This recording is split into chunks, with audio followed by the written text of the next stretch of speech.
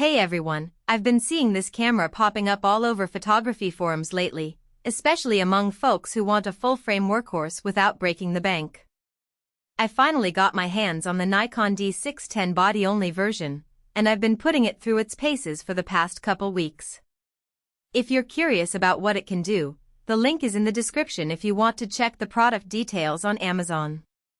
First off, the 24.3 megapixel FX sensor is the real star here.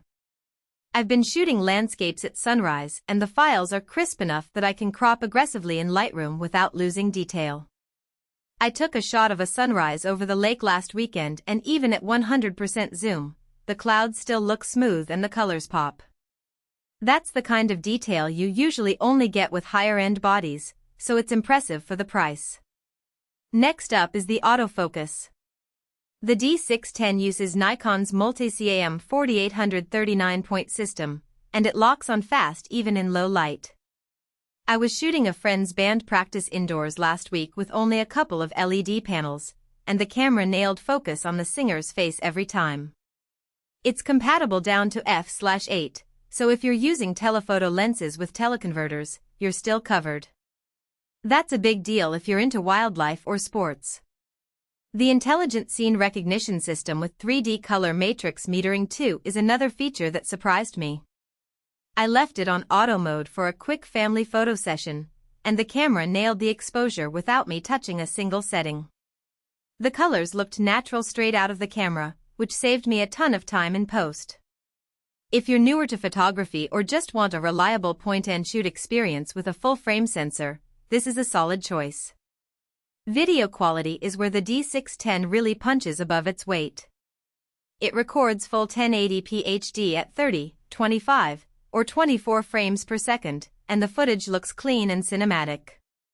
I took it on a recent trip and captured some B-roll of a waterfall.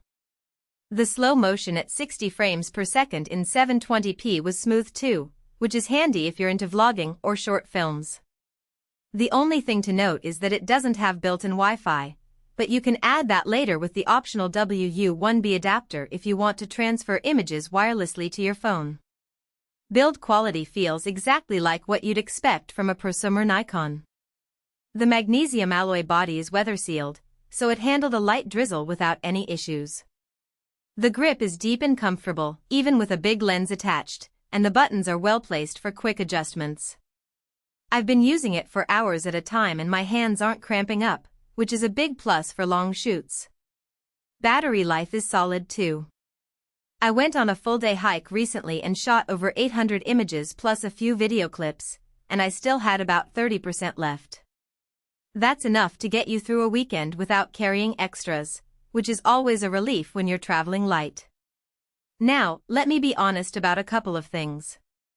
First, the D610 is an older model, so don't expect the latest bells and whistles like 4K or in-body stabilization. If you're planning to shoot a lot of video professionally, you might want to look at something newer. Also, since this is the international version, the warranty isn't valid in the US, so factor that into your decision if you're stateside. All in all, the Nikon D610 is a fantastic entry into full-frame photography. It's reliable, delivers great image quality, and won't empty your wallet. If you're upgrading from a crop sensor camera or just want a dependable second body, this one's worth a serious look.